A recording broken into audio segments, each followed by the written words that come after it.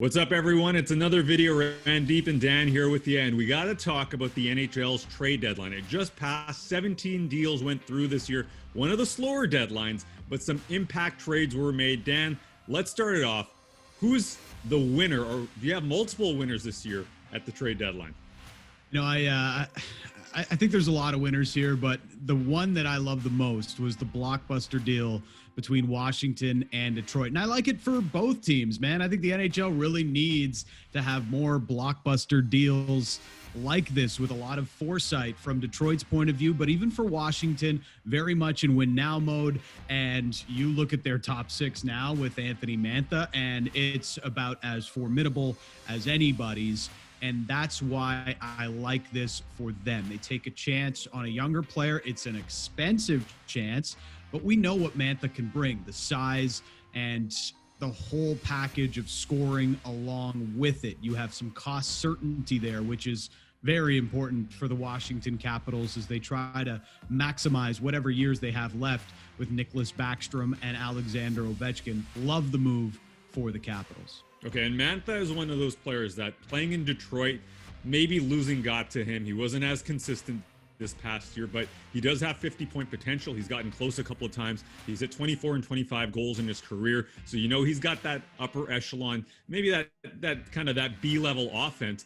And they've got plenty of A-level offense in Washington. So Ovechkin, TJ Oshie, who plays a physical game, Tom Wilson plays a physical game, and 6'5", 234-pound Mantha is he's no shrinking violet either. Well, I think Mantha's even got more potential than that. Maybe the points-wise ends up there, but I think the goal-scoring potential is what Washington might be looking for, even though, Obi's going to take a lot of the power play goals and all of that. But from Detroit's perspective of this move, and Steve Yzerman's a big winner here in the deadline and really setting Detroit up well for the next few years. But I think this move for Detroit has a tremendous amount of foresight, and it's just an organization being honest with themselves about where they are and how much longer it's going to take them to truly be a contender. And Steve Yzerman's not lying to himself. He looks at Anthony Mantha, he sees the contract and says, are we going to be able to contend through the entirety of this contract? Probably not. Let's maximize this asset as we can right now, get the pick, get another good young player in Jacob Brana, and let's go from there. And I think Detroit takes a model from baseball a little bit, where you see the Tampas and Clevelands and Pittsburghs, the smaller market teams, really, recognizing where their windows are and trying to maximize those. And I think that's something a lot of hockey teams should be doing. They don't do often enough, but Steve Yzerman ahead of the game on that.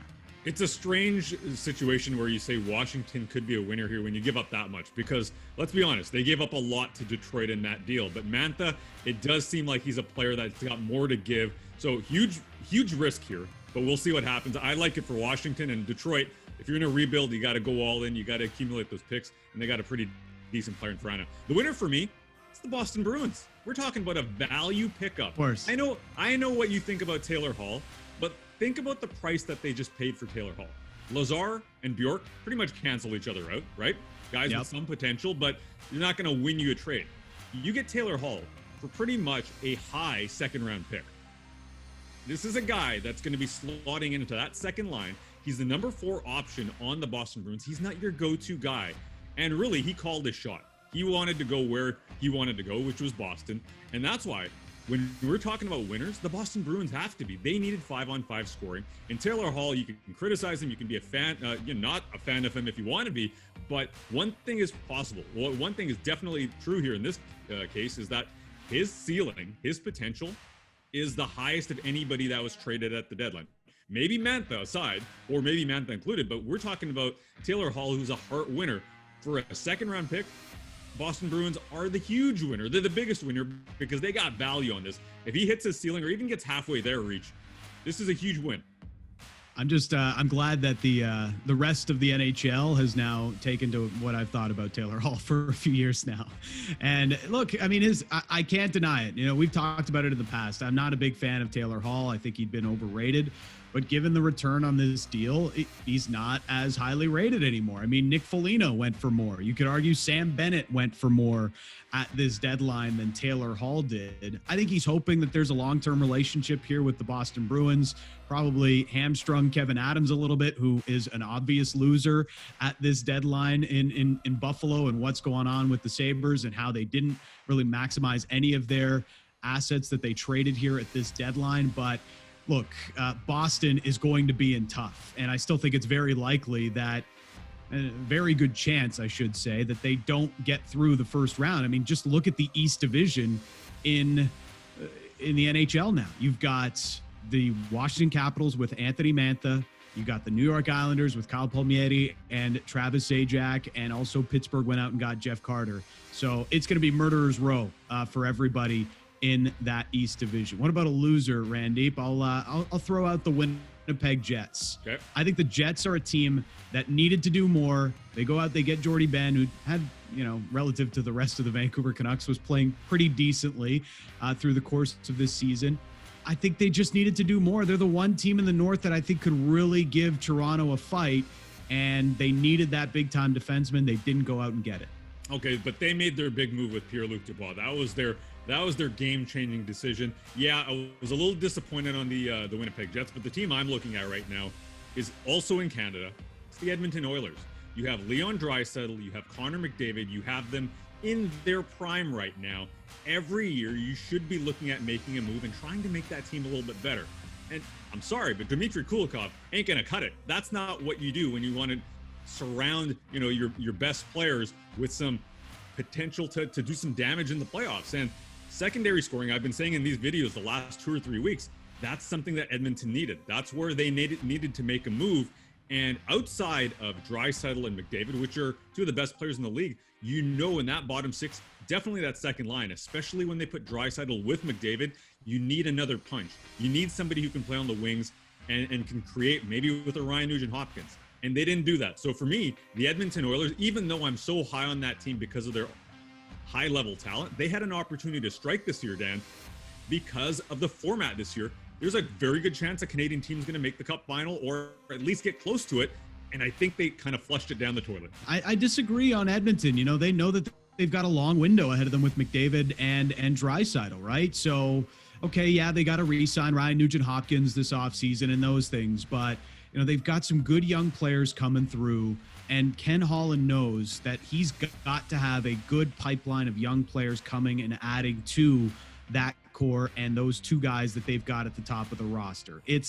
I mean, I know it's not flashy, but he realizes the Oilers' best window isn't right now. It's probably a year or two from now. Well, the one issue I have with that is based on the prices we saw, this was the year to strike if you wanted to add depth. It was a cheaper market, so you didn't have to give up a Bouchard or a Broberg for an impact player. You could have made that move and not given up very much at all. All right, let's go through the rest of the Canadian teams here as well. We talked about Edmonton and Winnipeg. Let's go to the Toronto Maple Leafs. For me, I actually like that they picked up insurance pieces. Did they overpay?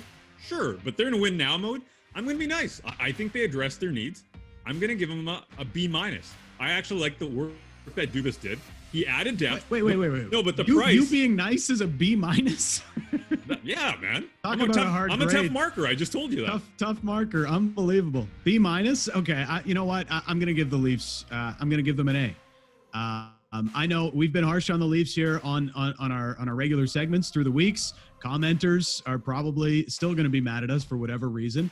But you know what? The Leafs identified exactly what they wanted, what they felt they needed, and they went out and got it. They didn't care what the price is. They look at this season and they're saying, this is our year. They've got, you know, with what they have in TJ Brody, what an offseason move that was. But they wanted a little bit more grit. They wanted a little bit more character so that, you know, when they have a tough night in the playoffs, they'll be able to bounce back, which has been their biggest backbreaker over the last couple of years. I think Nick Foligno adds that for them. Sure, it was a high price to pay, but when you realize and when you are in your contending window, you have to be noticeable of that. And Kyle Dubas made that move knowing he feels he's got a good chance this year. Okay, I'm not sure if I'm a tough marker, you're a really easy marker. Let's finish off with Ottawa here, who is selling off, because that's what they do.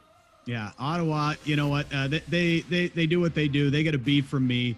And I think we have to look at Montreal as well. Do we throw in the Eric Stahl move and as to what they did earlier on? I think Montreal is just kind of an underachiever right now. That Marc Bergevin, you never know what card he's going to play, but I still think they could have done more given the Gallagher injury opened up some cap space. Well, Marc Bergevin's been so busy this year that, it's tough to say what his deadline was. I'm going to probably throw him a B. I'll be generous in that because he did so much work in the lead up to the deadline. Hit us up in the comments. Let us know what you think. Winners, losers. You agree with our letter grades? Hit us up in the comments. And also, remember to like and subscribe. We'll catch you next time.